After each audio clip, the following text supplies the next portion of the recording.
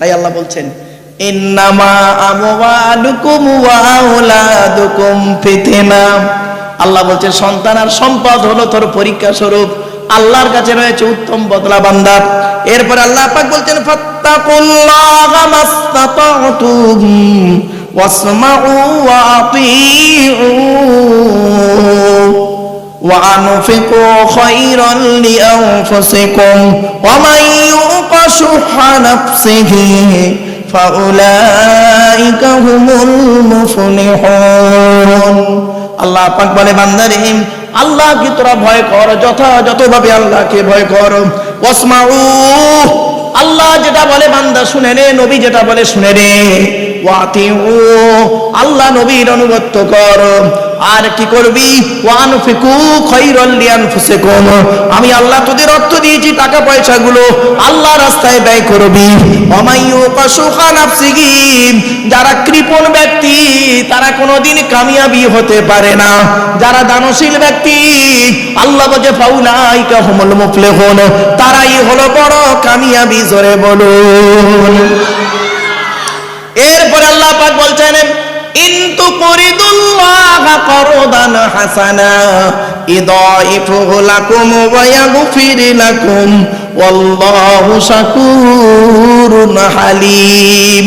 আল্লাহ বলে টাকা পয়সা ধন সম্পদগুলোকে কি করবি? আল্লাহ রাস্তায় দান করে যা। ইন তুকরিদুল্লাহা করদান হাসানা, যদি তোরা টাকা পয়সা আল্লাহ রাস্তায় দান করিস ইদাইফু লাকুম ওয়া ইয়াগফির লাকুম, আমি আল্লাহ তোদের টাকা পয়সা ধন সম্পদগুলোকে ডবল করে দেব। ওয়া ইয়াগফির লাকুম, আমি আল্লাহ তোদের জীবনের গুনাহগুলো maaf করে দেব।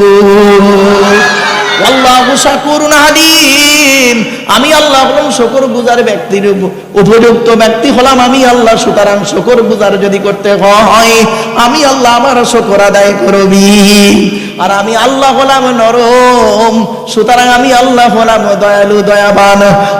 আলিমুল গায়বি ওয়াশ শাহাদাতিল আজিজুল হাকীম, গায়েবের মালিক আমি আল্লাহ, গায়েবের মালিক হলাম আমি আল্লাহ, সাক্ষী দেওয়ার মালিক হলাম আমি আল্লাহ। বান্দারে এই পৃথিবীর জমিনে ক্ষমতাবান হলাম আমি আল্লাহ, আমি আল্লাহই হলাম উত্তম বিচারক।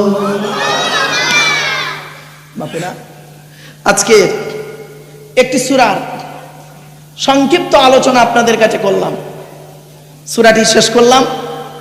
সূরা তাগাবুন 18টা আয়াত বিশিষ্ট সূরা, আরো অনেক ব্যাখ্যা করা যেত। দীর্ঘ টাইম তো বা 3 ঘন্টার উপরে কখন হয়ে গেছে। সকলে বিসমিল্লাহ। আমার একটু অসুস্থ লাগছে বাবা। বিসমিল্লাহ সহ সূরা ফাতিহা শরীফ একবার, 3 বার সূরা ইখলাস কুল হুয়াল্লাহ, বেজোর সঙ্গে কয়েকবার দরুদ শরীফ পড়ুন। বাবারা, মা বোনেরা, সকলে মোনাজাতে শামিল হবেন। আল্লাহর কাছে দোয়া চাওয়া হবে। আমাদের বাপ চলে গেছে, মা চলে গেছে, ভাই চলে গেছে, বোন চলে গেছে, দাদা দাদি নানা নানি চলে গেছে, তাদের জন্য দোয়া চাওয়া হবে।